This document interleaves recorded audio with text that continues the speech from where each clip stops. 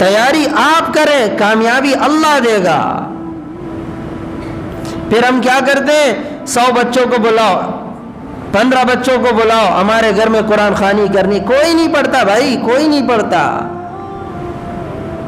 اپنا بھی ٹائم ضائع کر رہے ہیں، بچوں کا بھی ضائع کر رہے ہوتے ہیں۔ اتنا شوق ہے گھروں میں قرآن پڑھاؤ۔ آپ کے اپنے بچے کس لیے؟ ان سے قرآن پڑھائیں۔ آپ کی بیویاں کس کام کی؟ ان سے قرآن پڑھائیں۔ آپ کی بیٹیاں کس کام کی؟ ان سے قرآن پڑھائیں۔ آپ نے خود کیا کیا؟ خود قرآن پڑھے۔ پھر گھومتے رہتے ہیں، اتنے قرآن پڑھے ہو تو دے دو، اتنی درود پڑھے ہو تو دے دو۔ یہ کیا طریقہ ہے؟ اپنے اندر ٹیلنٹ پیدا کریں، اپنے بچوں کو ایسی تعلیم دے کہ آپ نہ ہو آپ کے بچے آپ کے لیے دعا کریں، آپ نہ ہو آپ کے گھر والے آپ کے لیے دعا کریں، قرآن کی تلاوتیں کریں۔ یہاں سے بچوں کو لے جاتے ہیں گھروں میں قرآن خوانیوں کے نام پہ۔ کوئی نہیں پڑھتا بابا، کوئی نہیں پڑھتا۔ کن بچوں کو لے جا رہے ہو؟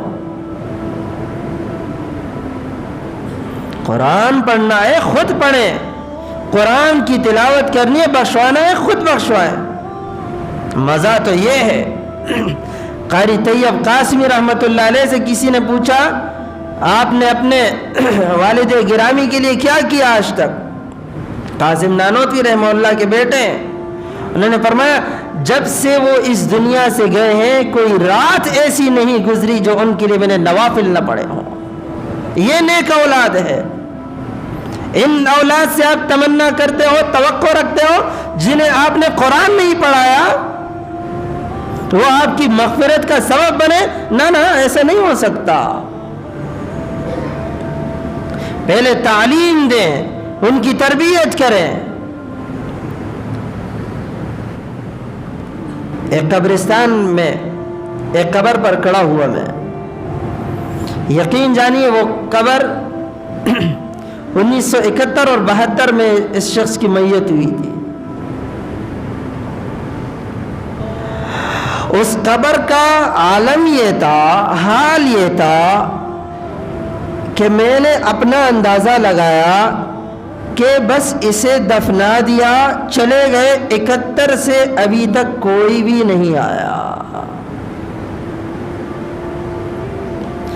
میں آپ کو کیا بتاؤں، اتنا فاصلہ ہوگا اس دروازے جتنا، قبر کشادہ تھی، کھلی ہوئی تھی، اس زمانے بھر کا کچرا اس کے اندر پڑا ہوا تھا۔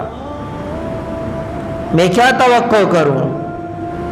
ایسی اولاد سے آپ توقع کرتے ہیں؟ ایسی اولاد تو درود و سلام دور کی بات، آپ کے قبر پہ حاضری بھی نہیں دیتے، جاتے ہیں اپنے وہ پیروں کے پاس، ان کی قبروں پہ حاضری دیتے ہیں۔ ماں باپ کی فکر نہیں، غلط طریقہ ہے، انتہائی غلط طریقہ ہے۔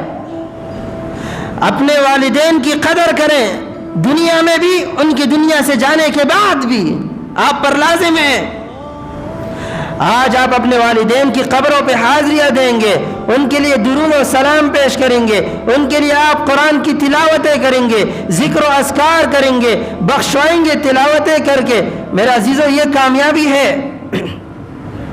یہاں تک کہ علامہ آلوسی رحمۃ اللہ علیہ نے فرمایا جو بچہ اپنے والدین کی مغفرت کے لیے مسلسل دعائیں کرتا ہے اللہ اسے اس کی زندگی میں کبھی بھوکا نہیں رکھتے،